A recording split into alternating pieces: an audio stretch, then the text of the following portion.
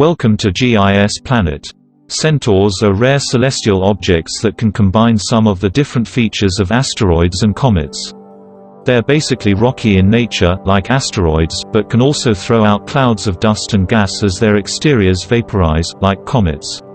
When centaurs emit these gases, they're considered active.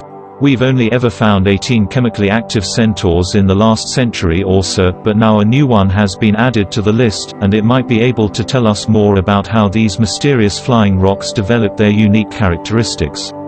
Keeping a close eye on centaurs is a huge challenge. They're a long way away, orbit in irregular ways, and take up a lot of telescope time, but in this case, researchers studied archival images as well as used new data gathered from the Dark Energy Camera at the Inter-American Observatory and the Walter Baade Telescope at the Las Campanas Observatory, both in Chile, and the Large Monolithic Imager at Lowell Observatory's Discovery Channel Telescope in Arizona. We developed a novel technique that combines observational measurements, for example, color, and dust mass, with modeling efforts to estimate such characteristics as the object's volatile sublimation and orbital dynamics, says astronomer Colin Chandler, from the Northern Arizona University.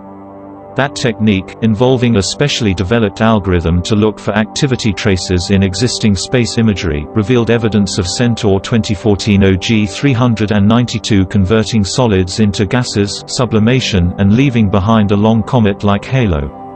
Backed up with new observations recorded over the course of the past 2 years, it seems clear that this particular Centaur is special.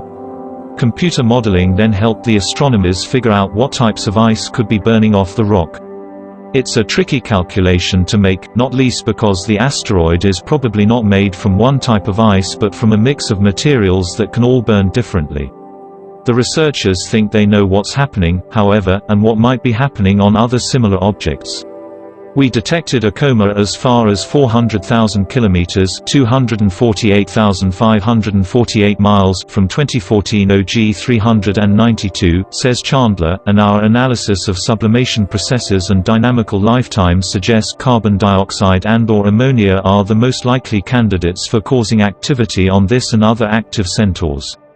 A coma is an envelope of ice and comet dust that forms around the comet's nucleus as it passes close to the Sun. It is the coma that gives comets their fuzzy appearance. Because of the discovery, the Centaur is no longer a Centaur anymore, it's a fully fledged comet, with the designation C. 2014 OG-392 PANSTARRS, something that the researchers are very excited about. These types of objects, and others like them, are thought to have barely changed since the very early days of the Solar System, and that means they're incredibly useful time capsules for studying how our planets formed and settled into their own orbits.